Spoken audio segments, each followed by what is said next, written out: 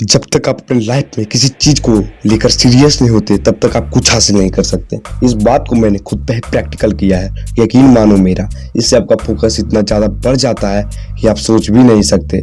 और उस टाइम जो अंदर से एनर्जी निकलती है, भाई साहब क्या ही बोलूँ।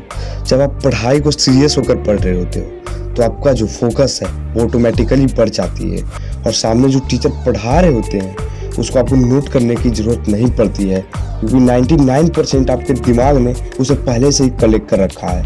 तो आपको लिखने की ज़रूरत नहीं पड़ती है और आप उसे जल्दी भूलते भी नहीं हो। जो लोग कहते हैं ना उसकी IQ पावर ज़्यादा है, वो इंटेलिजेंट है, अजी घंटा कुछ नहीं होता है। जो ज़्यादा फोकस के साथ पढ़ता है उसकी IQ पावर ज़्यादा होती है और बढ़ती है।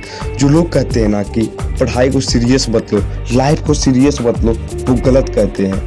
क्योंकि अगर आप अभी सीरियस नहीं होगे तो मैं दावे से कह सकता हूँ कि आप आगे भी कुछ नहीं उखाड़ सकते।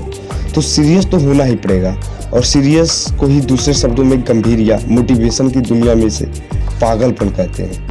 अब तक हमने बात की है कि सीरियस क्या होता है, अब हम बात करेंगे कि सीरियस कैसे होना है। तो सबसे पहले आप अपनी लाइफ में एक गोल बनाओ और खुद से कहो कि मुझे वो हासिल करना है, उसे पाना है और अपना सारा फोकस उसे पाने में लगा दो।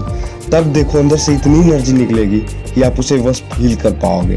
मानो कि आप पढ़ाई कर रहे हो और आप खुद से कमिटमेंट करो कि मुझे ये एग्ज़ाम निकालना लाइक जीमेंस और इसे दिल से चाहो, फिर देखो जादू इसके लिए।